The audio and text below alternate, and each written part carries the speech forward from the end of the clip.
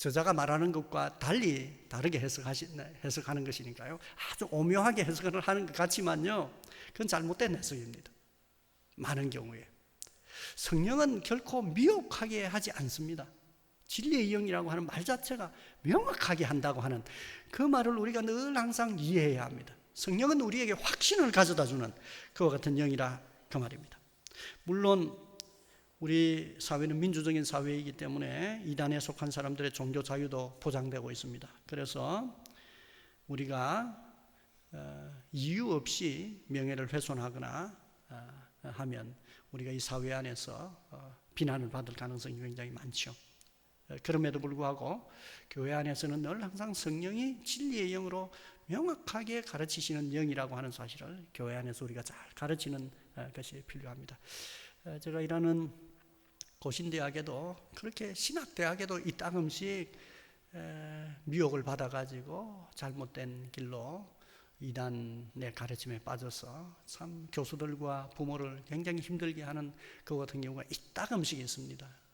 아주 돌아오게 하기 위해서 애를 많이 써야 하는 그 같은 답답한 경우들이 있는데, 성령님을 생각할 때는 항상 초월적인 어떤 특별한 역사만 생각하지 이분이 진리의 영이라고 하는 이 사실을 명확하게 잘 이해하지 못할 때 그렇게 오랫동안 고생하는 일이 발생하게 되는 것입니다. 진리의 영입니다. 마지막 세 번째로 성령님은 보혜사입니다. 보혜사. 그래서 오늘 14장 16, 17절에 보면 성령님에 대하여 예수님이 직접 붙여주신 이름이 보혜사입니다.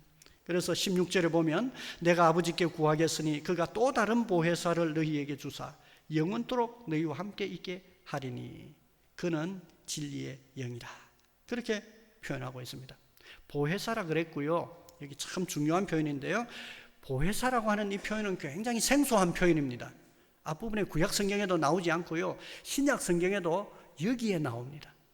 그리고 다른 부분에 나오지 않습니다.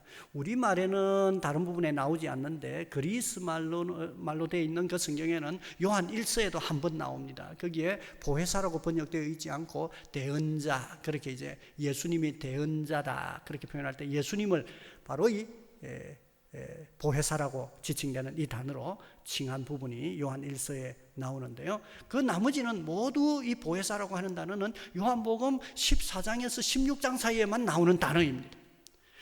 그런데 이 보혜사라고 하는 이 표현도 너무 염려할 필요가 없습니다. 어려워할 필요가 없습니다. 왜냐하면 오늘도 16절에 나오고 나서 17절에 보면 명확하게 이분이 어떤 분인지 우리에게 가르쳐주고 있기 때문입니다. 17절 첫 부분에 보니까 어떻게 나옵니까? 그는 진리의 영이라 그랬습니다. 26절에도 보십시오.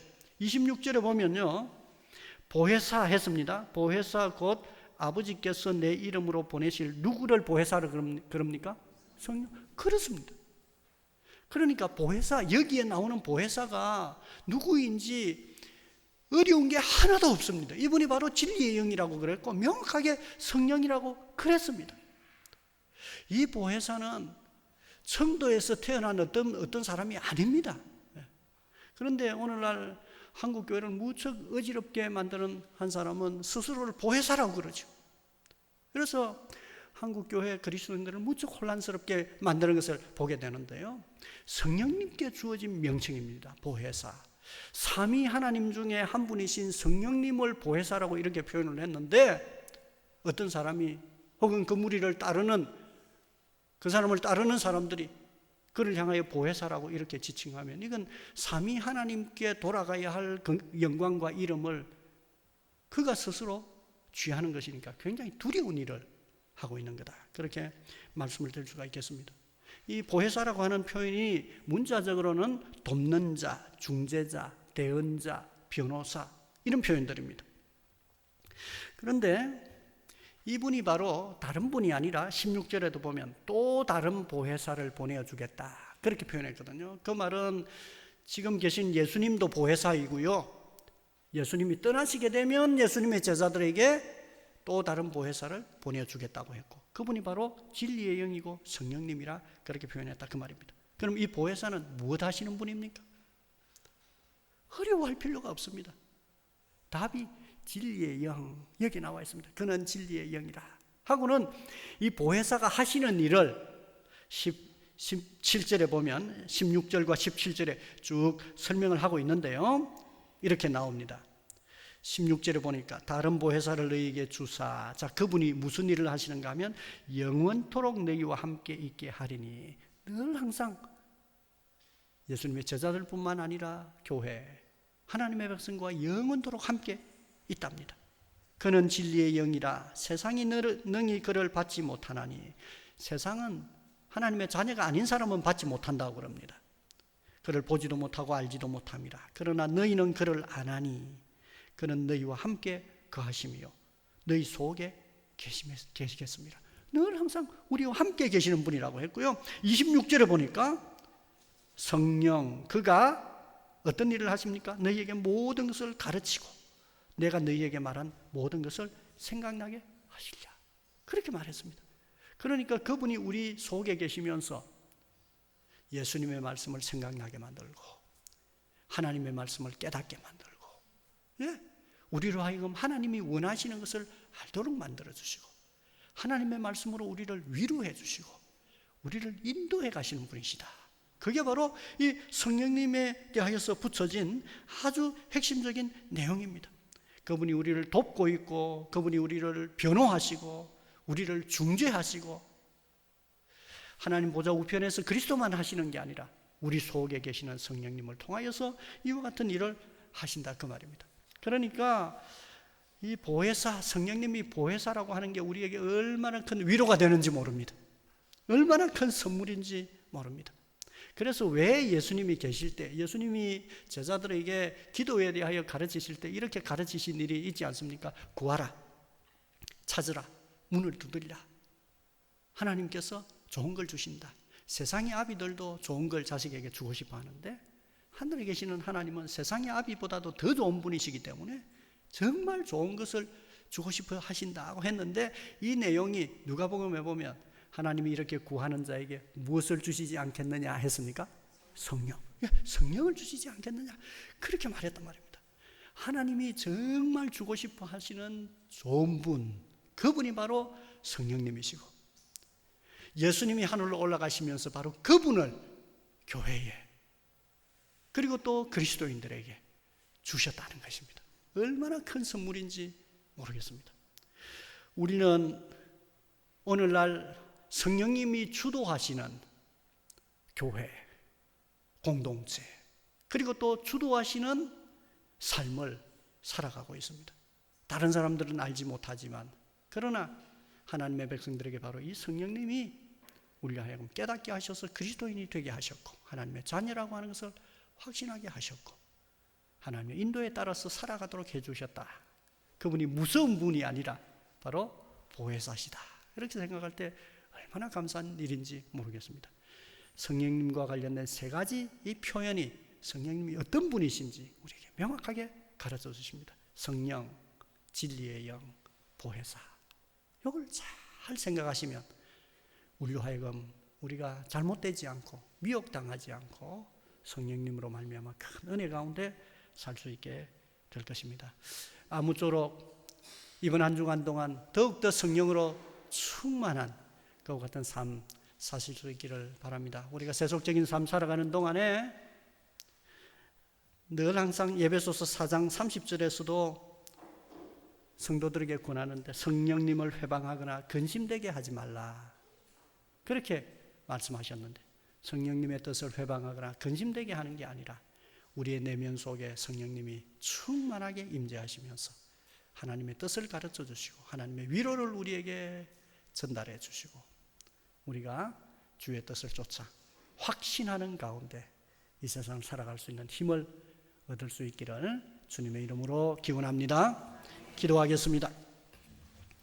하나님 우리 아버지, 우리에게 우리 예수님이 하늘로 올라가신 이후에 우리에게 주신 너무나 고마운 선물, 성령님이 우리와 함께 있도록 은혜를 베풀어 주신 것 감사합니다. 우리가 지금도 예배할 때 그냥 인간적인 모임 가운데 노래하는 게 아니라 성령님의 임재 가운데 하나님 앞에 예배하고 성령님이 또 하나님의 말씀과 설교자를 통하여 우리에게 깨닫게 하시고 우리에게 하나님의 뜻을 밝혀주시는 것 생각할 때 정말 감사합니다.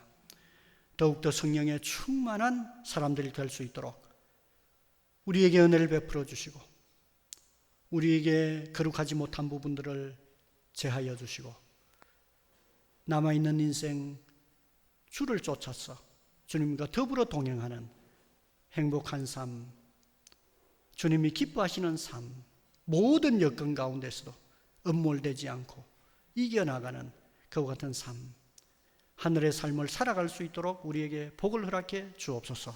예수님 이름으로 기도합니다. 아멘. 찬송 부르겠습니다. 189장입니다.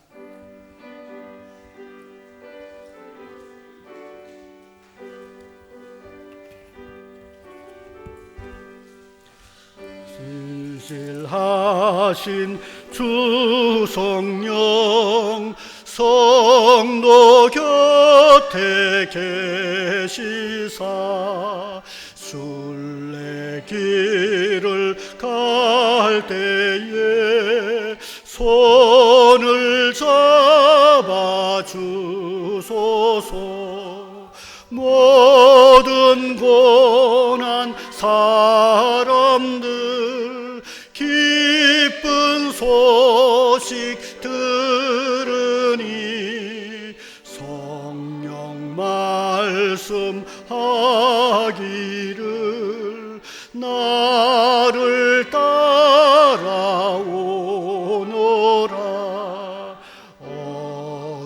어디에나 계신 주 나를 도와주시사 어둠 속을 헤맬 때 홀로 두지 마소서. 풍랑심이 일어나 소망 끊어질 때에 성령 말씀하기를 나를 따라오노라. 모든 수고 끝나고 편히 쉬기 원할 때 하늘나라 밖에는 참된 위로 없도다. 주만 의지하고서 요단강을 건널 때 성령 말씀하기를 나를 따라오노라.